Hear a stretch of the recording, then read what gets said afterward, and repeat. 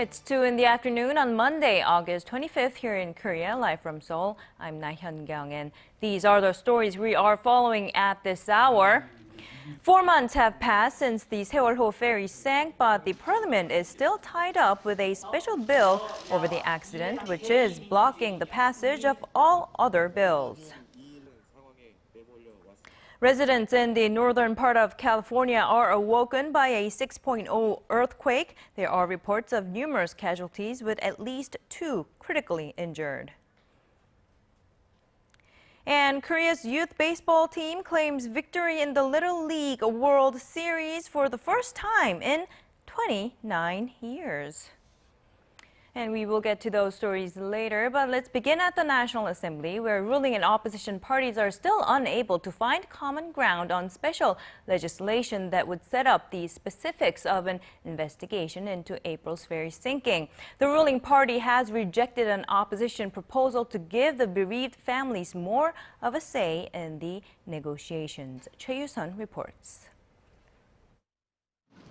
Will Korea's 2 main political parties ever find a way to loosen up the political logjam caused by April's ferry disaster? After facing strong resistance from hardliners within the opposition party and the ferry victims' families over the so-called Sewol-ho ferry bill, the floor leader of the opposition party on Sunday proposed bringing in the families to the negotiating table. It's time for the ruling party to accept the tripartite proposal. We need to rid of the confusion and mistrust from the previous negotiations. The proposal was, however, quickly rejected by the ruling party. The idea of legislating through a tripartite consultation is a dangerous one that would violate our representative democracy and the parliamentary system. The ferry victims' families are demanding that a probe committee, which includes lawyers and legal experts selected by the families themselves, have the authority to investigate and indict. The ruling party says that would destroy the principle of criminal law. The months-long political discord has left the parliament in paralysis, with a lineup of major economy and reform-related bills kept in limbo. Ruling party leader Kim Moo-sung on Monday urged the opposition to work toward a swift passage of the economic bills that are closely linked to the people's livelihood. The opposition party, its members divided, is expected to decide later Monday whether to continue to fight for the ferry bill, which would put other bills and parliamentary proceedings at risk. Choi Yoo-sun, Arirang News. And President Park Geun-hye is growing impatient with the gridlock at Parliament. At a meeting of her senior secretaries this morning, she said the government cannot do its part in reviving the economy and stabilizing the people's livelihoods until the National Assembly passes related bills. The president also expressed concerns about proposed changes to the nation's safety management structure, which cannot go into effect until a government restructuring bill passes Parliament. President Park said a representative democracy should serve the interests of the people, adding that the current extraordinary session is the last chance for lawmakers to pass the bills before a regular session opens next week. And the government is tightening the reins on state subsidy programs to prevent the misuse of funds. Officials from the Finance Ministry say they are in the process of developing a system that would give the public easier access to a broader range of information on state subsidies, including details on how the money is being spent.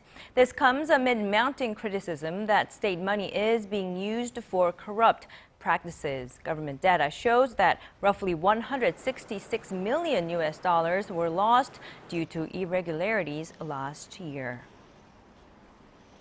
Now, U.S. President Barack Obama is planning to shake up his team in charge of North Korea policy. Sources in Washington on Sunday say the president is expected to name Sidney Saylor, the advisor for Korea policy at the White House National Security Council, as the new U.S. special envoy to the six-party denuclearization talks. The outgoing U.S. ambassador to South Korea, Sung Kim, will most likely replace Glyn Davies as the special representative for North Korea policy. Now, despite the new faces, watchers say the Obama administration policy towards Pyongyang will likely remain the same.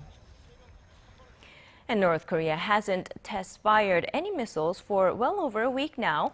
Watchers say Pyongyang most likely wants to avoid upsetting Seoul ahead of the upcoming Asian Games, which will be held in the South Korean city of Incheon, with North Korean athletes in attendance. Our Son Jang-in has more. 2 days before Seoul and Washington kicked off their annual 2-week Ulji Freedom Guardian exercise, the North Korean military began making threats. If we decide South Korea's small and big military bases will turn into a sea of fire and a heap of ashes. Pyongyang has long denounced the drills as a rehearsal for an invasion of the North. But since it fired 5 short-range rockets into the East Sea on August 14th, the North has shown some restraint. Instead, it has proposed talks to discuss logistics for its athletes and cheering squad at the upcoming Incheon Asian Games. The North Korea proposed talks on the practical issues related to the Asian Games through an exchange of letters. Experts view the North's latest contradictory moves of threats and offers of dialogue as a typical stick-and-carrot strategy. As opposed to their threatening remarks in written words, I think the North will propose more dialogue in the future to send its delegation to the Asian Games. Many experts believe inter-Korean talks will resume after the joint drills are over, but most agree it will be difficult to attain many tangible results on issues such as holding family reunions and resuming tours to North Korea's Mount Kumgang Resort. Son Jang-in, Arirang News. And on the nation's economic front, it's still too early to determine whether the government's stimulus measures are helping boost domestic demand, but consumption is apparently showing signs of rebounding. Kim Ji-yeon has the details on how consumer confidence may be picking up. The economy is finally showing signs of a recovery after months of sluggish domestic consumption following April's Ferry disaster. The country's major department stores recorded average sales increases of over 4% last month compared to the same period last year. The Ministry of Strategy and Finance says sales of goods that indicate an increase in private consumption also rose in July on year. These including automobiles and gasoline, which were up by around 1% and 2% respectively. Credit card transactions in Korea also edged up more than 5%. Signs of a recovery can also be found in real estate, where transactions increased more than 90% last month compared to the same period last year. The improvements come after the government eased measures, including the loan-to-value and debt-to-income ratios that limit the amount of money people can borrow from banks when buying a house. Experts attribute the recovery trend to increased consumer confidence as a result of the economic measures unveiled last month by the Finance Ministry. Lee Sang from the Korea Chamber of Commerce and Industry told the Joseon Daily that the government needs to continue its deregulation drive and put more pressure on the National Assembly to pass bills that are designed to improve the livelihoods of the people. Kim Ji-yeon, Arirang News. Now, it's a pattern that many Koreans won't like to hear, but a new study shows that people here work the second longest hours in the OECD. According to data released on Sunday, Koreans worked an average of 2,163 hours last year. That's about 45 hours a week. With that number, Korea falls behind Mexico only, which is at the top with the highest number of working hours of more than 2,200 hours.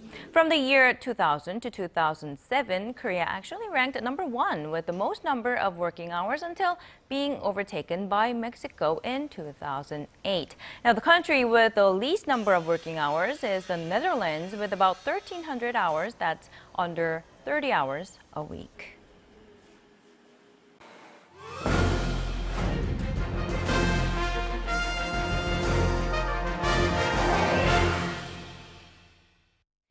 In this week's Industry Insight, we are going to talk about some of the challenges the nation's tech startups are faced with. Korea is one of the most wired countries in the world, but Connie Kim says there are a number of cultural factors that can give young, up-and-coming entrepreneurs a hard time. Facebook, Yahoo, Apple.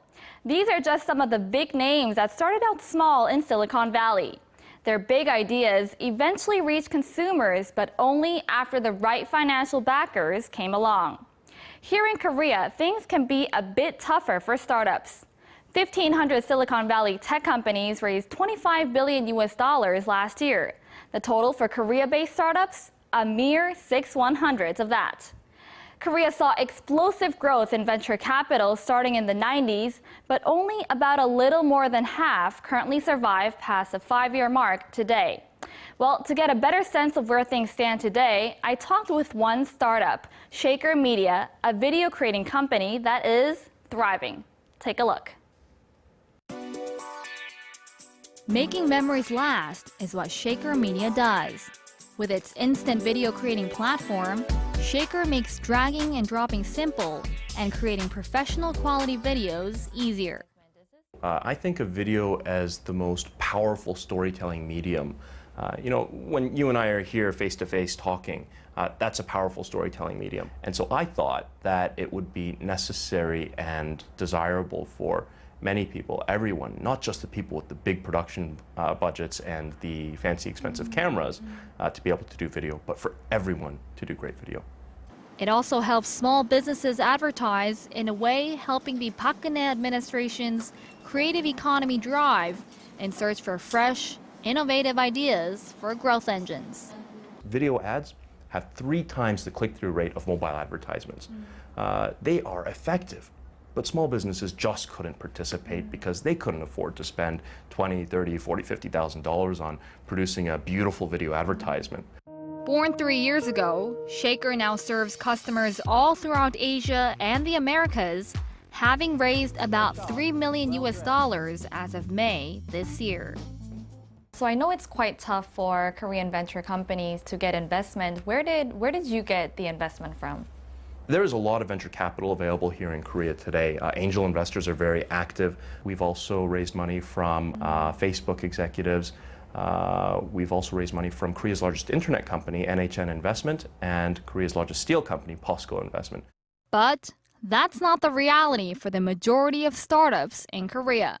Having to break ground on the back of financial guarantees or loans can turn off a lot of young entrepreneurs, especially in a business environment where investing through M&As is not as prevalent as it is in, say, the United States.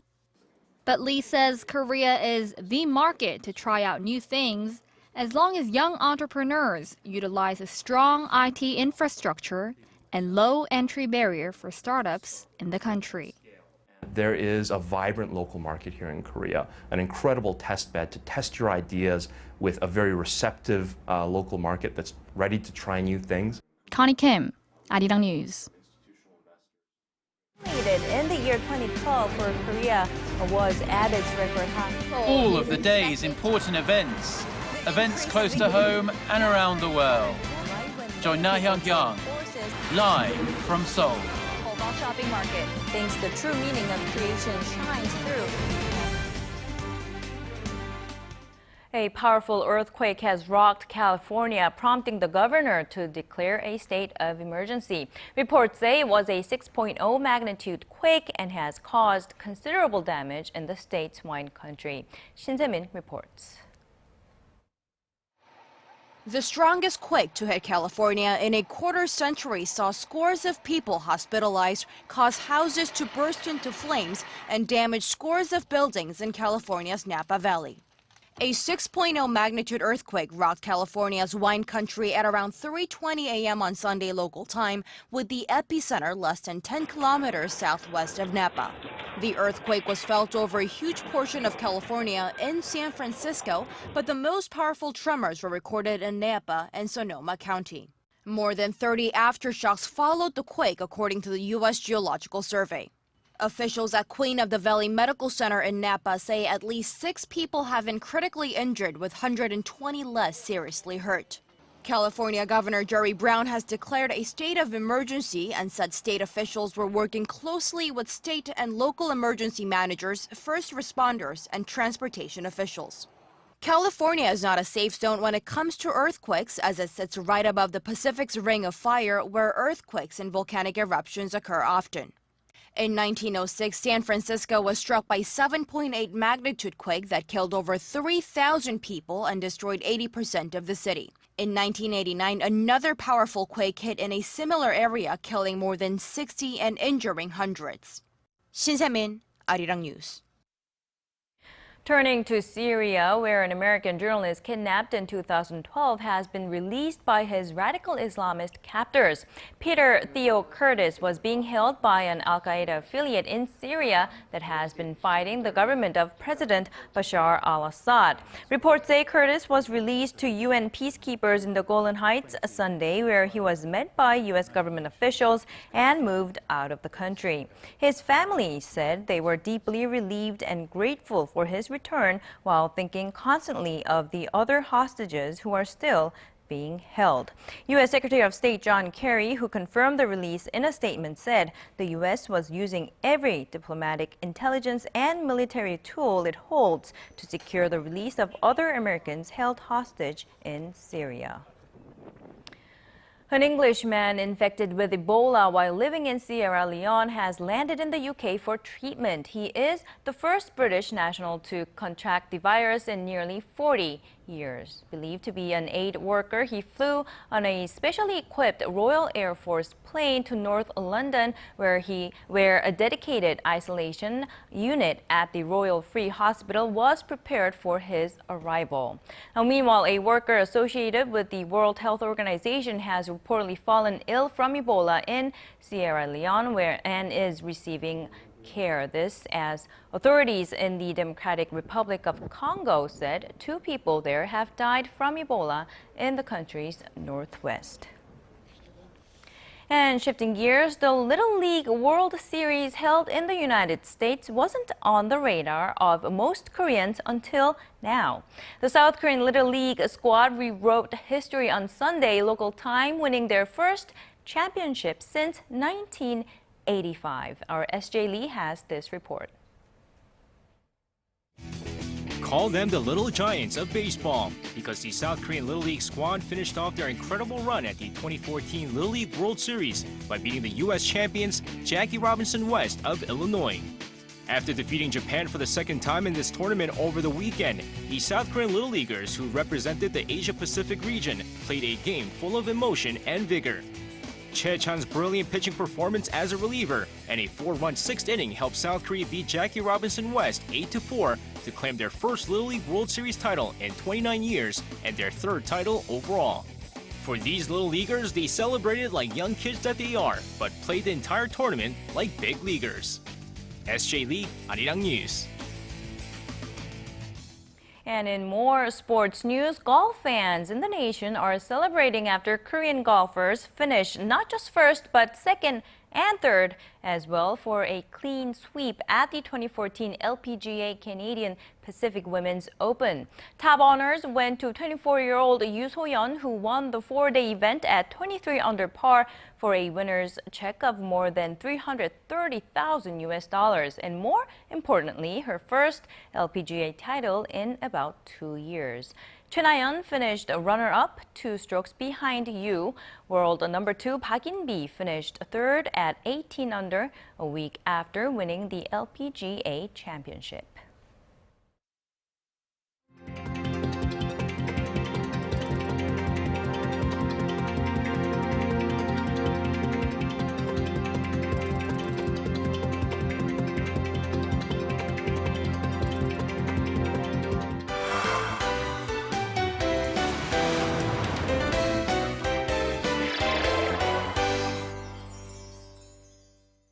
If you live in Korea, you'd have noticed that there are many unique festivals. It's not every day you get to see a festival dedicated to historical artifacts, but our Im Yoon-hee is here today to tell us about one such event. Good afternoon, Yoon-hee. Good afternoon. Right. So the Samguk Yusa was a 13th century compilation of various legends, historical facts, and accounts of the 3 kingdoms of Korea. Now, it was put together by the Buddhist monk Il-yeon, and this past weekend they had a celebration in honor of the text as well as the creator. So take a look.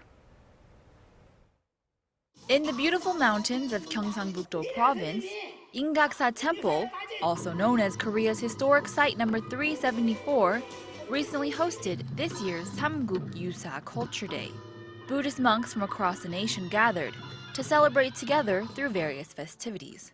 all in recognition of Venerable Il-yeon, the Buddhist monk honored at this temple.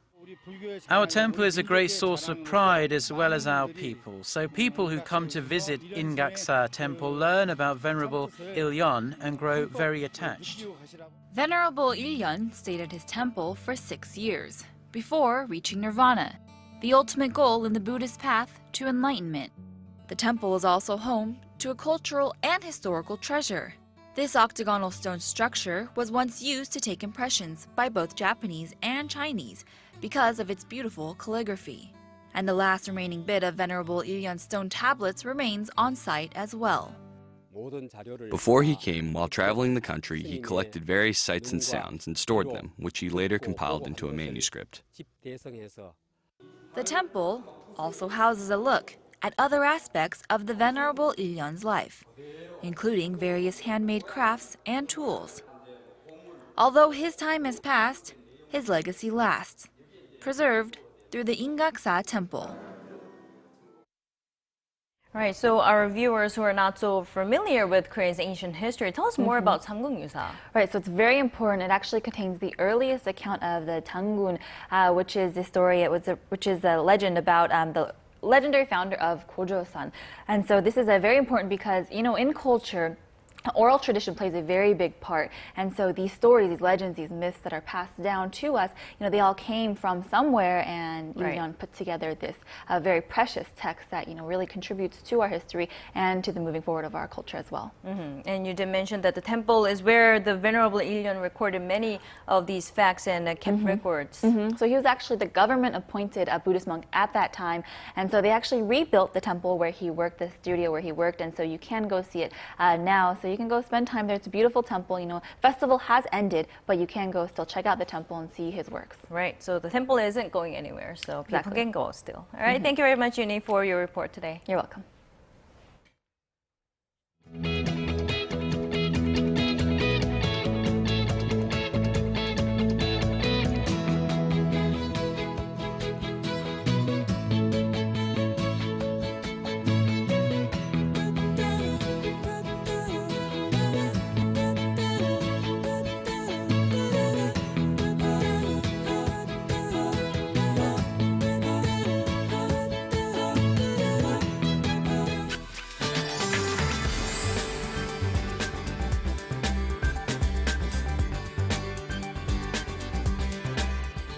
Good afternoon, I'm Michelle Park here with the latest weather forecast. We're in the middle of a mild day here in the nation's capital. However, the thick cloud cover above is a hint at things to come. And it's already raining heavily in Jeollanam-do province, and an alert has been issued in Chungcheongnam-do province. But even heavier rain is expected in the southern regions, more than 150 millimeters, in fact, with thunder and lightning, while 10 to 40 millimeters are expected here in the central region. Now, when it's not raining, expect a hot, humid, and a cloudy day with daytime highs reaching up into the mid-20s to the low 30s. Now going over to our temperature readings. Seoul will top out at 28 this afternoon. Meanwhile, the southern cities such as Gwangju and Busan will both peak to 26 degrees. Now moving over to other regions, Jeju Island tops over to 31, Dokdo hits 26, while Mankungang tops out at 24. Well, that's all for Korea. Now here's a look at the weather conditions around the world.